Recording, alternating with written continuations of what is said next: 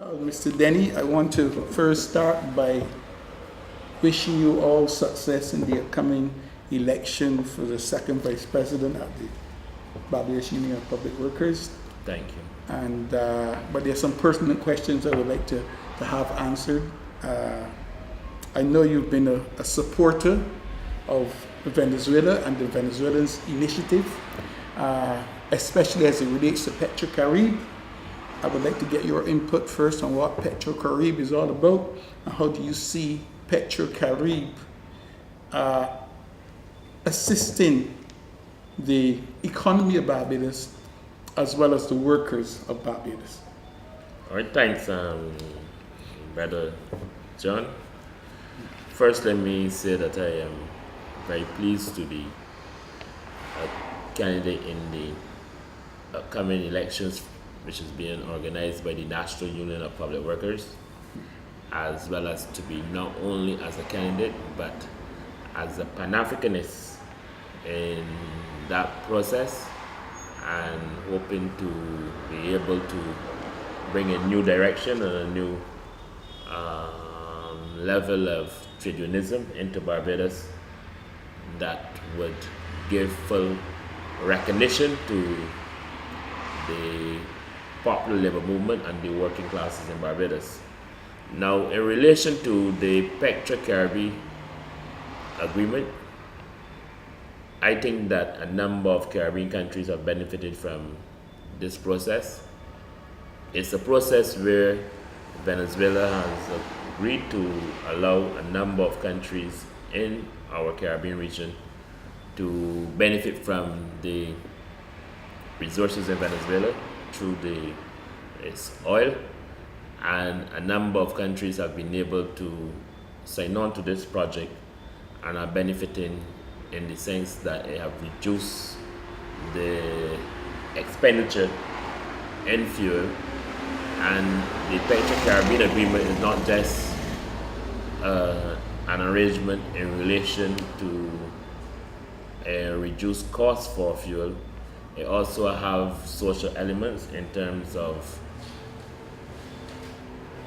countries being able to use this project as a means for the development of culture, development of the social services, development of sports, development of housing, so that the PetroCaribe agreement is broader than just fuel. Now, as a trade unionist and a Pan-Africanist activist, I would like to say that the government of Barbados should look at this project again in relation to the PetroCaribe agreement.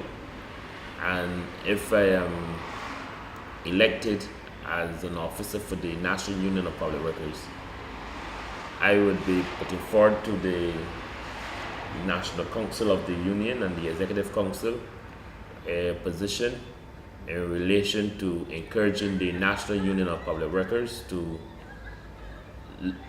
look at the benefits of the PetroCaribe agreement, and as the Public Workers Credit Union, trade union, to use this opportunity to put forward a case before the government of Barbados, and to see how best we can encourage the government of Barbados to look at this project.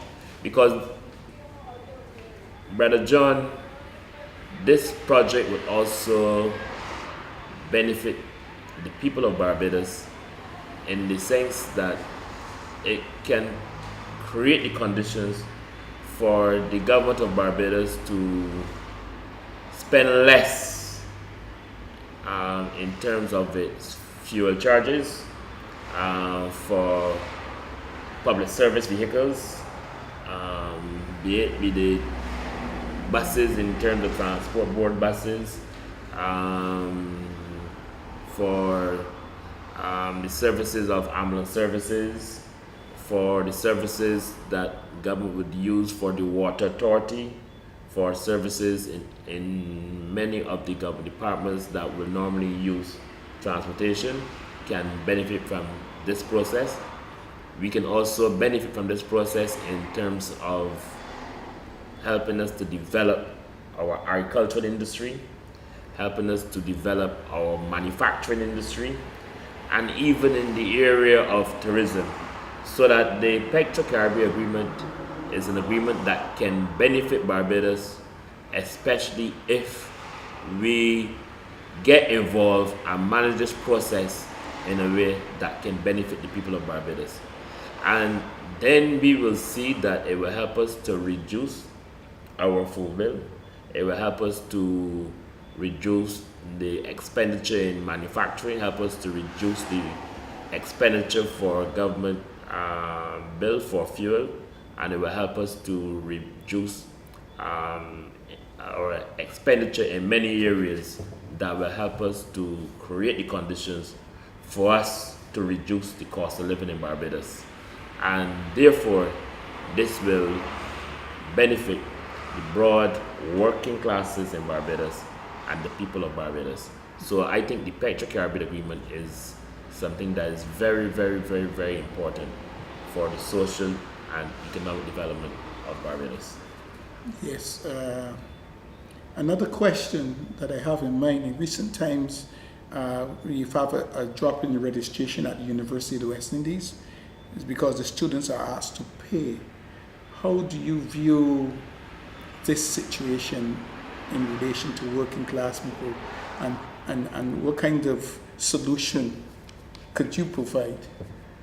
I think the National Union of Public Workers, as one of the leading trade unions in Barbados, should look at this as a major issue, and therefore I think the union should consult with its members and the workers and to see how best we can look at organizing some form of new proposal as it relates to paying for university education in Barbados and tertiary education in Barbados, because a number of poor working class families depend on these institutions for their own social and economic development, and to be able to pull them out of poverty, because education is one of the main areas that help to transform a society and to create the conditions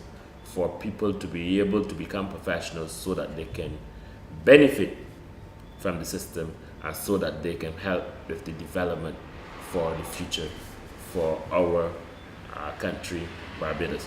So that I would say that university education, the cost of university education should be reduced to the point that the average working class groupings in Barbados can also benefit from university education and tertiary education in Barbados. So that I see this as a main issue for any new executive in the National Union of Public Workers.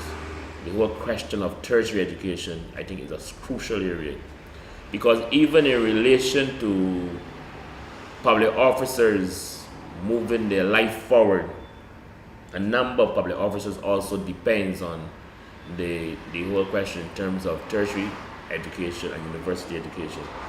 And therefore, I think that the government of Barbados need to create the conditions for the public officers to be able to benefit from the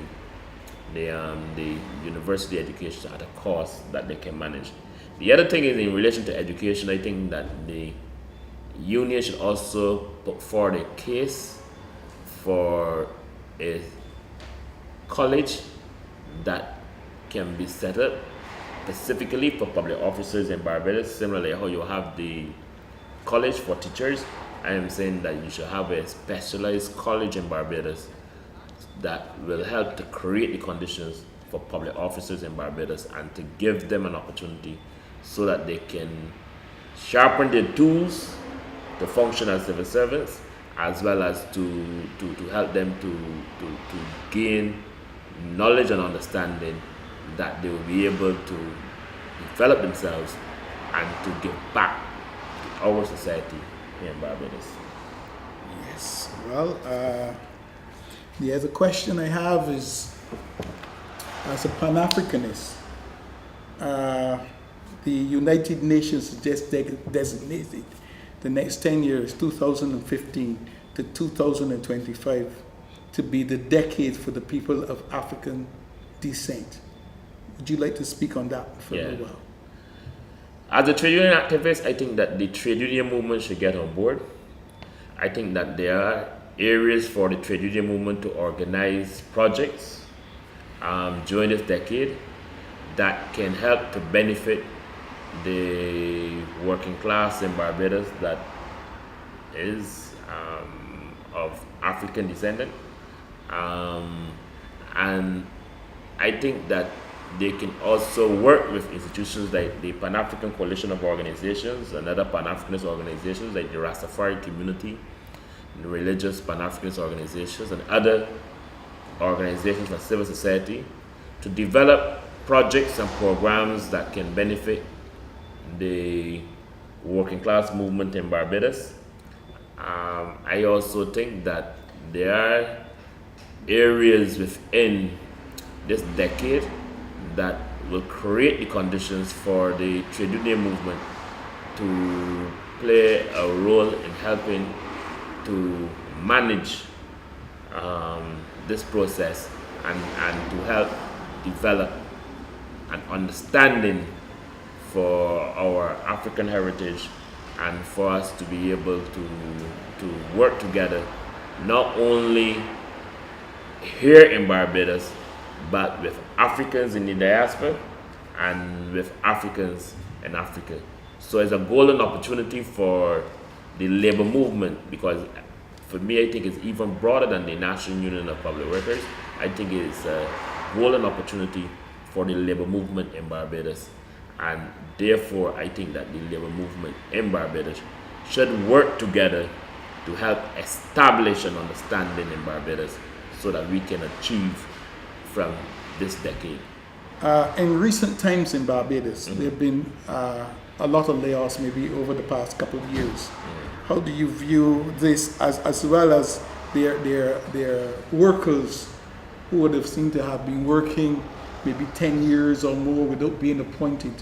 How do you view the layoffs? How do we stem that tide of layoffs, as well as having workers appointed who've been there working in government for a considerable length of time? Well, the first thing that I would like to say as a trade union activist in the National Union of Public Workers, I think that we still owe those workers our solidarity and our support, those workers who went home. And I think that the new executive committee within the National Union of Public Workers should continue to organize projects and programs that can benefit those workers, either in the form of education or in the form of becoming self-employed. I think that the union have a role to play in helping those workers who would have gone home from some government departments in Barbados, the Transport Board, the National Housing Corporation, and the National Conservation Commission. I think that we have a role to play in helping to maintain those workers and their families so that they can continue to live a basic standard of living in Barbados. In relation to the appointment of civil servants, I think that if you have public officers given of their time for 10 or more years and they're contributing to the development of Barbados by working as public officers for more than 10 years, then I think that they should be appointed. What I have done as a trade union activist, I've moved a motion which I is hoping that this motion will be passed at the 71st anniversary of the National Union of Public Workers at its annual conference on the 21st of March.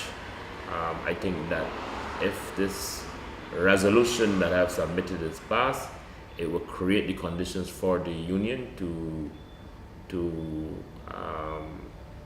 move forward in a way that the union will be able to defend those workers who have been in the public service for more than 10 years. What the motion is calling for, the motion is calling on the National Union of Public Workers to call on the government of Barbados to appoint all of the public officers who have been working in the service for 10 or more years and who have been working in the service without any problems, or who have not been involved in any issues that could be considered to be detrimental to the public service and have been loyal civil servants. I'm saying that the government and the state have a right to appoint those workers by the end of September this year. That's what the resolution is calling for. And if the state refuses to take such action in terms of appointing the civil servants, then the union have a duty to represent the workers of the civil servants who have been involved in the service for 10 or more years by taking this matter to the law courts and by representing the workers and taking the matter to the High Court and to make, to put forward a case on behalf of the workers so that they too can receive security of tender. Because it's a very easy task for someone who goes to parliament, who just have to win an election, 2 elections, and spend 2 terms in parliament. And they're entitled to security of tender, and they would receive a pension, they will receive gratuity, and therefore, if you have workers who have been working in the service for more than 20 years without any security of tender, it's totally wrong, and therefore the union have a duty. And as second vice president, once elected, I will be a watchdog on this issue, because I see this issue as my number 1 issue in the labor movement: appointment for civil servants. I think that is a key. That's a key issue. That's an issue that will create the conditions for people to be able to have a better, a level of freedom to access loans, to look at the development for mortgages, for to develop their homes and houses, and to be able to even invest in community developmental programs, whether it be a shop, a farm, or whatever.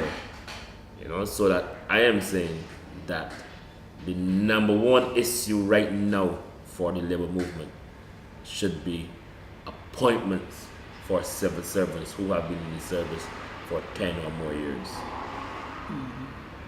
Okay, Mr. Denny, could you touch a little bit and give us your views on housing as well as health? Yeah. Well, right. Housing is a key area for public officers. Health is also a key area for public officers.